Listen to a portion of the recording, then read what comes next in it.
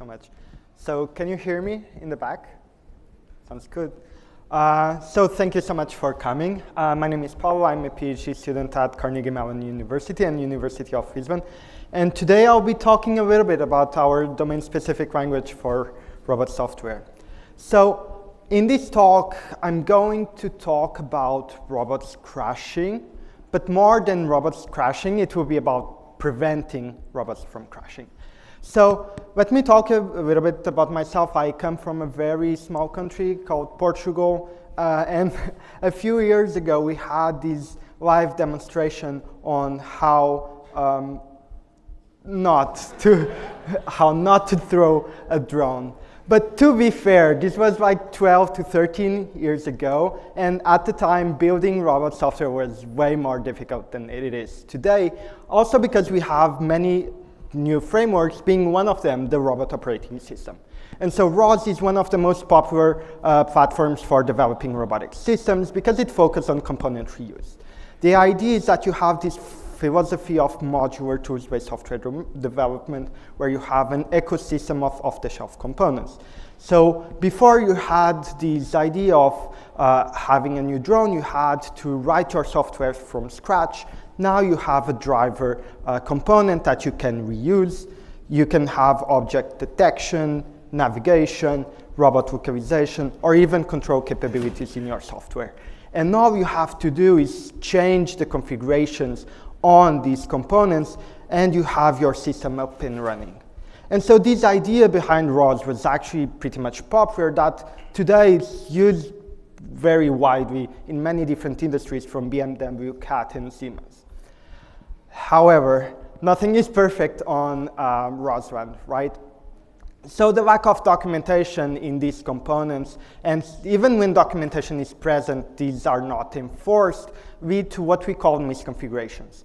So these misconfigurations arise from mismatched expectations and guarantees that components have when we're trying to configure and integrate them. Let me give you one example. So again, ROS works on a communication model which is the most popular one is the publisher-subscriber model. On your left, you have, again, our driver that publishes our RGB images to a topic. And now on our right, we have our object detector that is expecting grayscale images of a kitten. Unfortunately, as you can see, there is a mismatch in terms of the image color expectations between the publisher and the subscriber for these components. And so your drone wouldn't have object detecting capabilities, it would crash. How great would it be to have some sort of specification on both ends of the communication to ensure that this doesn't happen even before running the system? So our idea is that by specifying these properties over the component's configuration and then in their integration, we can detect these misconfigurations prior to deployment. And this is where we introduced ROSpec. So ROSpec is a domain-specific language for refining ROS components, configurations, and their integration. And the main idea is that each one of these components should be accompanied by a specification file such that we can detect these gaps in the configuration and integration of the different components. So the design of the language is based on two main ideas. The first one is we based our design on this really amazing prior work by me. Where we analyzed like we analyzed like thousands of questions from Stack Overflow to try to understand what types of errors people make, and we have a taxonomy. And so we want our language to address real-world misconfigurations that developers make. The second idea is we have different stakeholders that develop these components and use these components. So on our left, we have all the Bobs who create these reusable packages and the components. They have to interact with source code, configuration files, XML files, YAML files. And so they create and make these components available. On our right side, we have Alice, who is responsible for taking all the different off-the-shelf components and integrate them together. And they often do this with these sort of configuration files. So ROSpec works on a different layer of abstraction where developers can add specifications to these components. I'll give you 3 examples for the interest of time. So again, on our left side, we have a component writer specification, those who write components and make available. And on our right side, we have the component integrator who takes these sort of specifications and instantiate them. So we use established, very popular PL concepts to add semantics to the configurations of our components. So the first ones are liquid types. So sometimes our configurations have meaning, and they are not just doubles. In this case, for example, max acceleration only allows positive max acceleration values.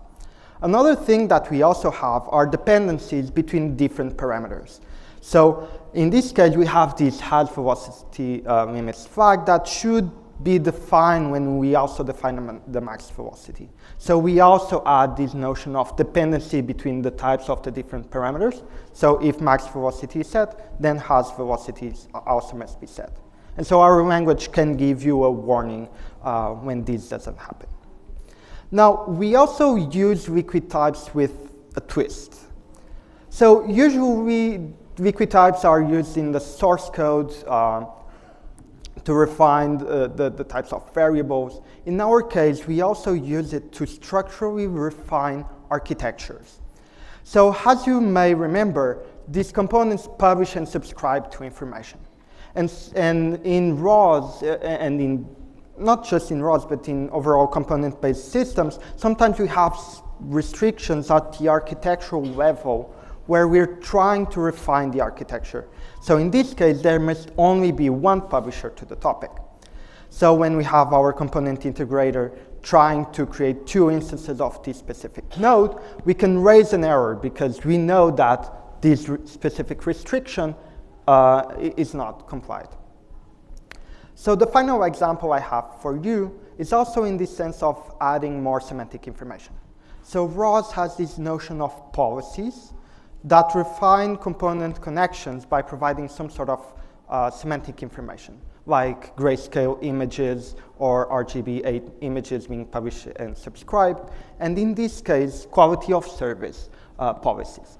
In this case, they allow you to refine the settings of the communication model between a publisher and a subscriber.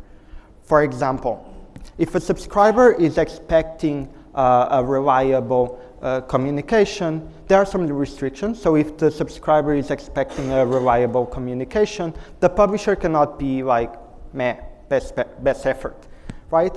And so for all the settings, for all the different publisher subscribers, the developer must comply with all these different tables for ensuring that the communications are well connected.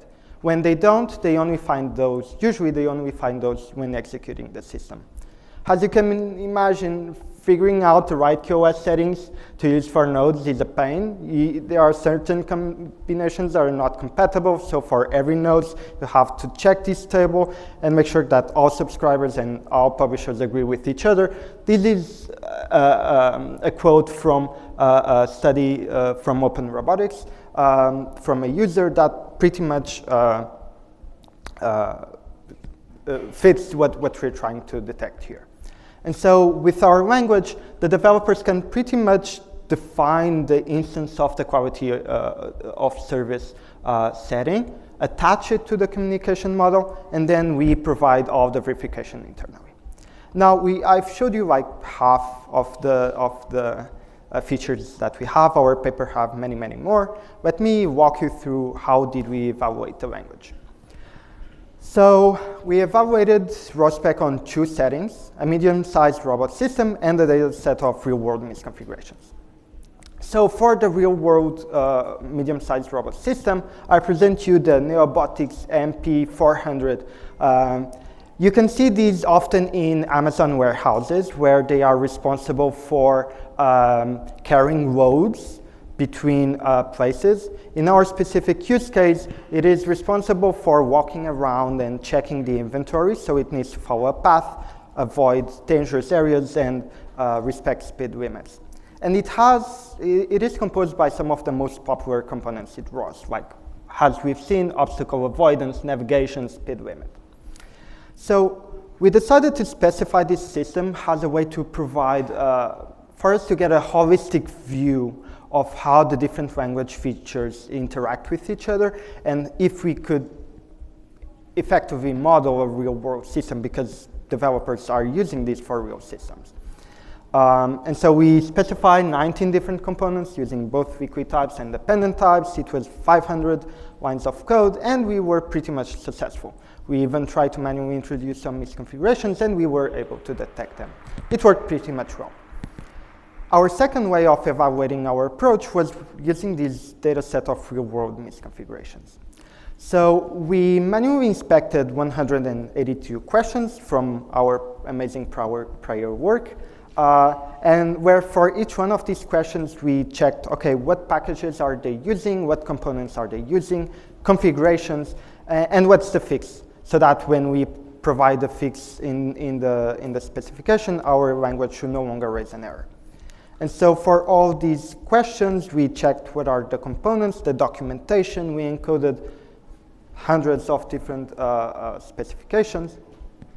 And we also used, if you want to access we have our very own website where you can try the language online and their specification to try to specify these components and see if we could effectively detect them. And what we saw is that, well, okay, effectively the language was able to detect a big part of the specification. So out of 123 errors, we were able to detect 61. 26 were referred as documentation because we didn't have the system configuration, just what components they are used, so we couldn't even specify the system. But we did have a good use of liquid and dependent types. Now, this was a very brief overview because 12 minutes can only get you so far. But again, you can talk to me anytime after these talks or even on coffee break. And since I have like 15 seconds, I will just leave my very shameless advertisement on I'm finishing soon. So please, you can contact me. I have a lot of experience in empirical research, software engineering research, and programming languages. Thank you. Thank you. Are there any questions?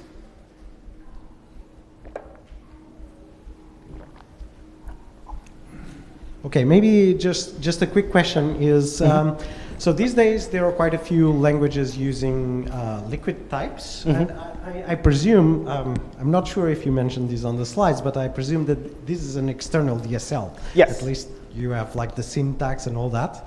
So have you considered at some point doing an embedded DSL, maybe as a simpler prototype? That's a really good question. So the current versions of liquid types that are embedded are, for example, liquid Haskell, liquid Java, Flux for Rust.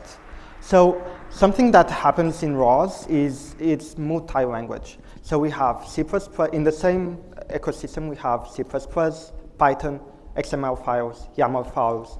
So it's very difficult to have just one specific language for example, for one kind of system when it's actually an whole ecosystem of many different languages. And that's also why we chose an external DSL, because it can abstract all the different types of projects that we have, all the different file configurations that we have.